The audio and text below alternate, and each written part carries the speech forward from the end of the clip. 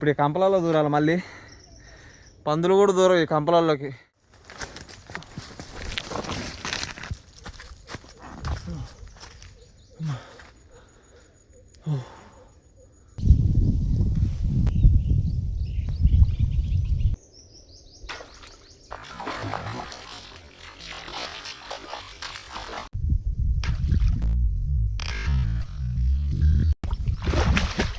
తగిలిందే బాబాయ్, పెద్ద సైజే. Hello bro, నమస్తే. మనం ఈరోజు కూడా కృష్ణా రివర్కి వచ్చినాం. పొద్దున 3ంటికి బయలుదేరిన, దారిలో కొంచెం మంచు ఉండడం వల్ల కొంచెం లేట్ అయింది. ఇప్పుడు టైం 6:30 అవుతుంది. మనం ఈరోజు కూడా చేపల కోసం 100 కిలోమీటర్లు వచ్చినాం, అది కూడా సోలోగా. ఒకసారి లొకేషన్ చూడండి. ఇలాంటి ప్లేస్లలో సోలోగా ఫిషింగ్ చేయాలంటే అది వేరే లెవెల్ అనుకో. గత జన్మలో చేపలకి నాకు శత్రువులు, ఈ జన్మలో నేను చేపలకి శత్రువుని అర్థం కావట్లే, కానీ ఎత్తుక్కుంటూ వచ్చి మరీ పట్టాల్సి వస్తుంది. ఎటు చూసినా కానీ మొత్తం చెట్లే. ఇట్లాంటి ప్లేస్లలో ఒక్కడిని వచ్చి ఫిషింగ్ చేయాలంటే కొంచెం రిస్క్ అనే చెప్పాలా. ఇక నాకు చేపలు పట్టే దాని మీద ఉన్న మోజు వల్ల ఇంత దూరం తీసుకొచ్చినాయి. ఈ నుంచి మనం కొంచెం ముందుకు వెళ్ళాలి, ఒక 2 కిలోమీటర్స్ ఉంటుంది అనుకుంటా. కొంచెం ముందుకు వెళ్ళాలి. ఒక్కడనే వచ్చిన కాబట్టి వాటర్ బాటిల్, తవుడు, పిండి చాలా ఉంది. లగేజ్ మొత్తం మస్తు వెయిట్ ఉంది. ఈరోజు కొంచెం లొకేషన్ చేంజ్ చేసిన. మొన్న ఇంతకుముందు పట్టిన లొకేషన్లో గాలాలు బాగా ఇరుగుతాయి. నేను కొంచెం ఇంకా లోపలికి పోతున్నా, అదే లొకేషన్ కానీ కొంచెం పైకి పోతున్నా. బాబాయ్, మనం ఈరోజు సోలోగా ఫిషింగ్ చేద్దామని వచ్చినాం, అది కూడా కృష్ణా రివర్ డేంజరస్ ప్లేస్లో. ఇట్లాంటి ప్లేస్లలో చేపలు పట్టుడే కొంచెం ఎట్లా ఉంటుంది, అట్లాంటిది సోలోగా వచ్చి ఫిషింగ్ చేయడం అంటే మామూలు విషయం కాదు.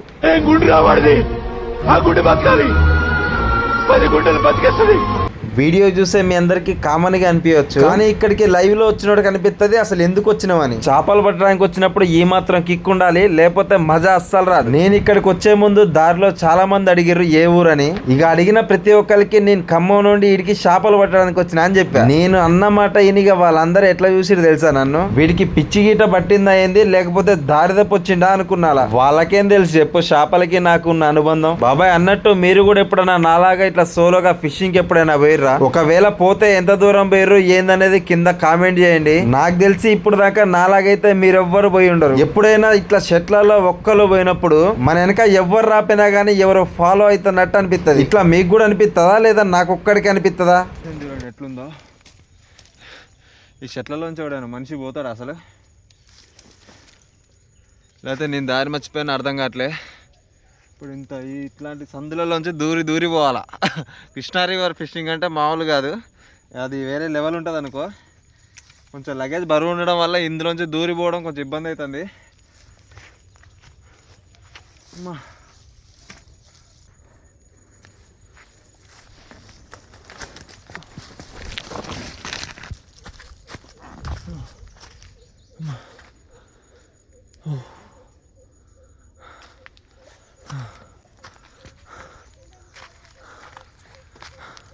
ఈ మనుషులు పోయే దారులు ఉన్నట్టే ఉండవు అసలు. అమ్మా కొంచెం ఇబ్బంది. ఇట్లాంటి ప్లేస్లలో ఫిషింగ్ అంటే టాస్కే ఉంటుంది. మీరు మాత్రం అస్సలు ఇట్లాంటి డేంజరస్ ప్లేస్లలో ఒక్కళ్ళు మాత్రం అస్సలు పోవద్దు.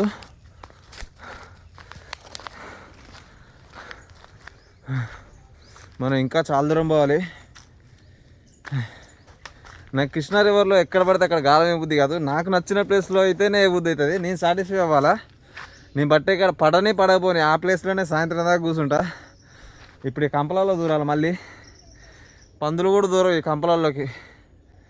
మస్తు అలసిపోయినా. మన దగ్గర వెయిట్ ఉంది కాబట్టి కొంచెం బరువు ఉండడం వల్ల ట్రావెల్ చేయలేకపోతున్నా. ఓకే, మనైతే సందులోకి పోదాం ఇప్పుడు. అమ్మ నేను ఆర్మీ సోల్జర్ లాగా ట్రైనింగ్ అయినా నాకు మంచి జాబ్ వచ్చేది. అమ్మ ఇట్లాంటి ప్లేస్లలోనే మామూలు కిక్ ఉండదు ఫిషింగ్ చేస్తే, కానీ పడాలా. అబ్బా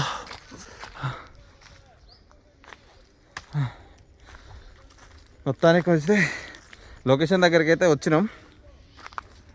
ఓహో, ఈ ఎప్పటి చెట్లు అర్థం కావట్లేదు, ఎంత పురాతన చెట్లు, చాలా పెద్దగానే. ఈ చెట్లు ఇంత పెద్దగా కావాలంటే చాలా టైం పడుతుంది. ఇటువైపు ఎవరు పట్టించుకోవట్లే. అదే మన సిటీలో ఉండాలి కానీ అమ్మ ఎప్పుడు ఇరగొట్టి పొయ్యిలలో పెట్టి వేడి నీళ్ళు పెట్టుకుంటారు. బాగుంది, లొకేషన్ బాగుంది. మన పిండి అయితే రెడీ అయింది. ఇందులో గోధుమ పిండి, తవుడు, ఒక బిస్కెట్ ప్యాకెట్, ఒక కోడిగుడ్డు వేసా. ఈరోజు మాత్రం ఎందుకో కోడిగుడ్డు వేసా. ఓకే, చూద్దాం ఈ బయటకి ఎట్లా వర్కౌట్ అవుతుందో చూద్దాం. బాబాయ్ మనం గాలానికి పిండి పెట్టి అట్లా గాలం వేసిన 10 నిమిషాలకే నీటి పిల్లులు కనబడ్డాయి. ఆ నీటి పిల్లులు తక్కువ సైజు ఊర్లో ఒక్కొక్కటి 10 కిలోలు ఉంటది. అట్లాంటి నీటి పిల్లులు ఉన్న చోట చేప అస్సలు తిరగదు. ఒకవేళ తిరిగినా గానీ మనం పట్టేదానికి ఉంచుతాయి. అందుకని ఇక లొకేషన్ చేంజ్ చేసి వేరే ప్లేస్ కి వచ్చినాం. నేను ఎప్పుడైనా చేపలు పట్టే దగ్గర ఇట్లా చెట్లు ఉంటే నాకు బాగా నచ్చుతుంది. నేను ఇంత ముందు కూడా చాలా వీడియోలలో చెప్పిన, నువ్వు రవ్వ చేప పట్టాలంటే ఇట్లాంటి చెట్లు చూసుకొని గాలమే. చేప ఎందుకు పడదో నేను కూడా చూస్తా. ఇక మనకి ఏం చేపలు పడితే ఏందనేది మీకు కూడా చూపిస్తా. చూసుకుంటా ఒక లైక్ అయితే కొట్టండి.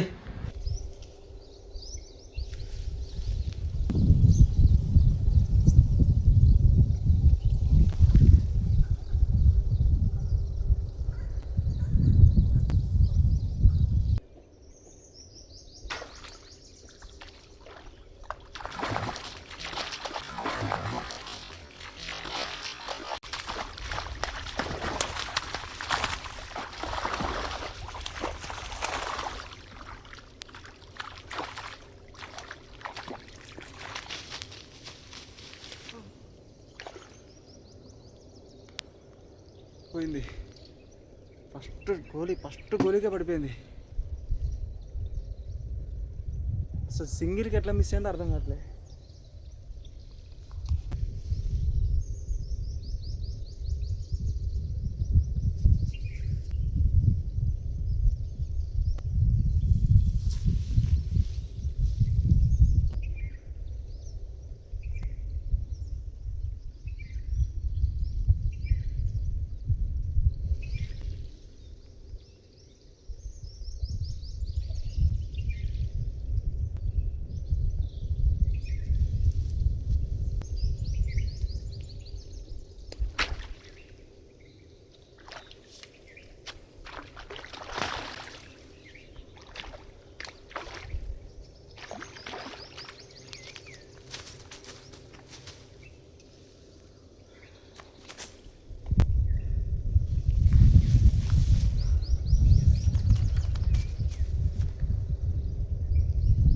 మంచి పట కొడుతుంది అవ్వగారు. హైలైట్ విషయం ఏంటంటే ఈరోజు చేపల సంచి తీసుకురాలి. నాకు తెలుసు చేపల సంచి తేని రోజే మనకు చేపలు పడతాయి. ఇందాకైతే ఒకటి పెద్దది మిస్ అయింది. అది వచ్చుంటే మస్తు ఉండేది. సరే, ఇప్పుడే షికార్ స్టార్ట్ అయింది. రైట్, దీని ఏదో ఒకటి చేద్దాం.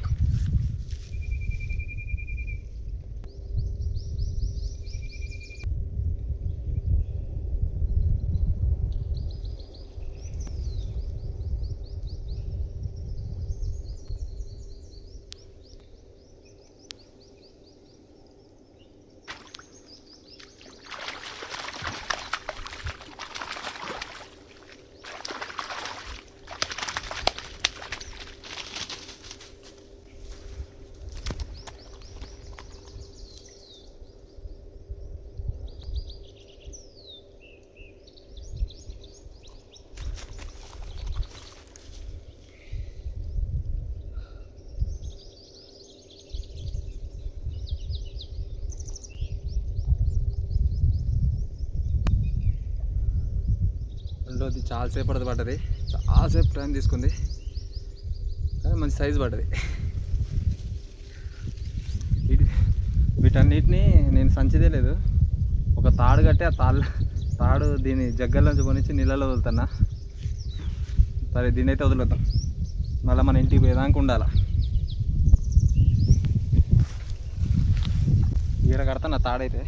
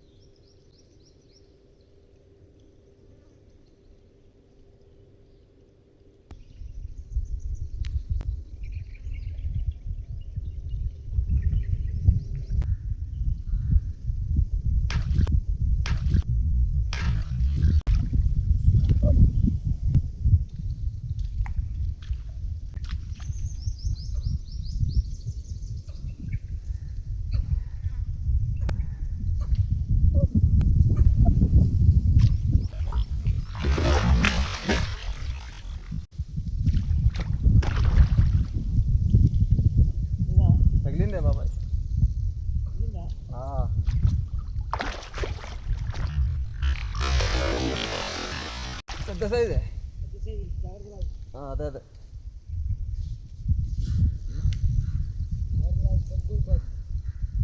పోయిందే. పోలే పోలే పోలే పోలే పోలే. అబ్బో అమ్మో ఏంటి ఎట్లా గుంజుతుంది ఇది? అదే అదే అదే దీని మళ్ళీ మండలా తట్టిందంటే రాదు ఇక.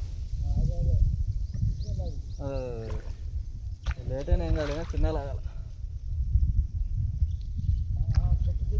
అదే అదే సొప్పు పోతే అదే వస్తుంది.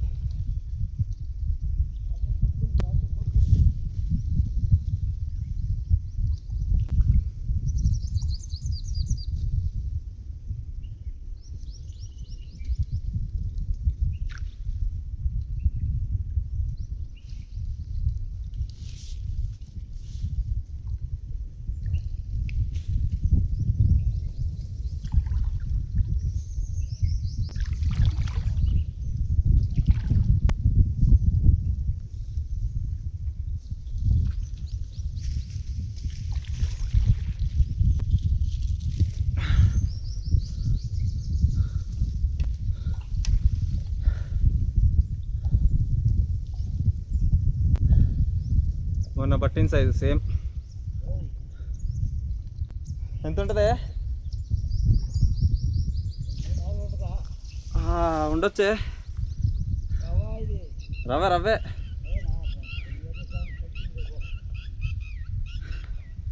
ఎండ కూర్చొని కూర్చొని కూర్చొని కూర్చొని దేవుడు చూసినట్టా అమ్మ. చాలాసేపు అయింది. ఒకటి పడిన తర్వాత ఇంకా చాలాసేపు గ్యాప్ ఇచ్చిన. అసలు ఎట్లా లాక్కపోయింది చూసిర్రా?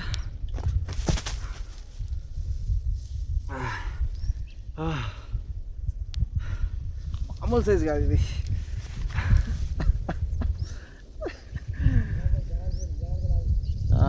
ఇవాళ సంచి కూడా తీసుకురాలేదు.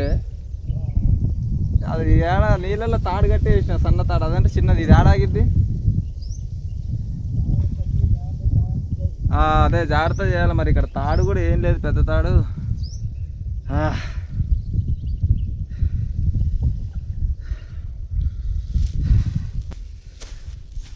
ఉన్నట్లుండు.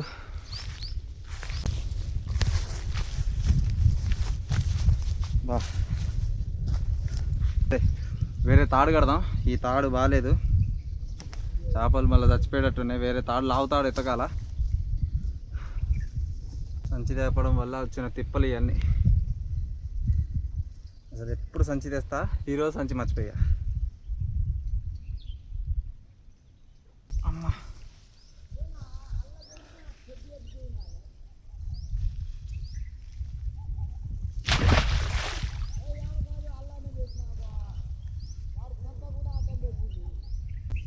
ఈడదాకా కాపాడుకుంటే మళ్ళీ ఈ నుంచి మళ్ళీ 100 కిలోమీటర్ మళ్ళీ ఖమ్మం పోయేదాకా బతుకుండాలా. ఇంత కష్టపడి పట్టి మళ్ళీ అది చచ్చిపోతే మళ్ళీ ఎందుకు పనికి రాకుండా పోతాయి.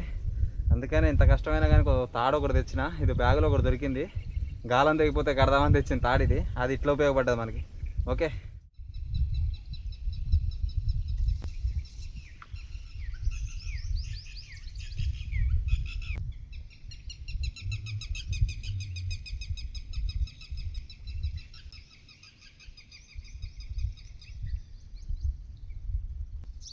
ఎండ అయితే పిచ్చి కొట్టుడు కొడుతుంది. ఆకలి కూడా అవుతుంది. చికెన్ చపాతీ తెచ్చా వచ్చేటప్పుడు. వస్తేనేమో చలి, లేకపోతేనేమో ఎండ, లేకపోతేనేమో వర్షం.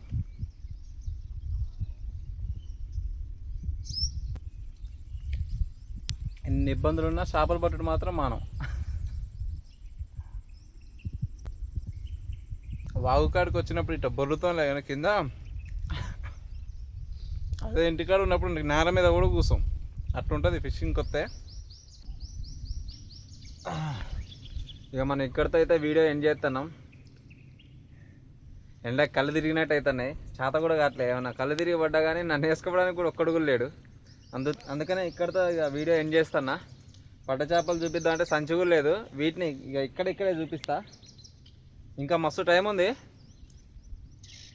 ఓపిక లేదు, అస్సలు ఓపిక లేదు. ఓకే ఈ చేపలను అయితే చూపిస్తా. ఇప్పుడు పైకి లేవు.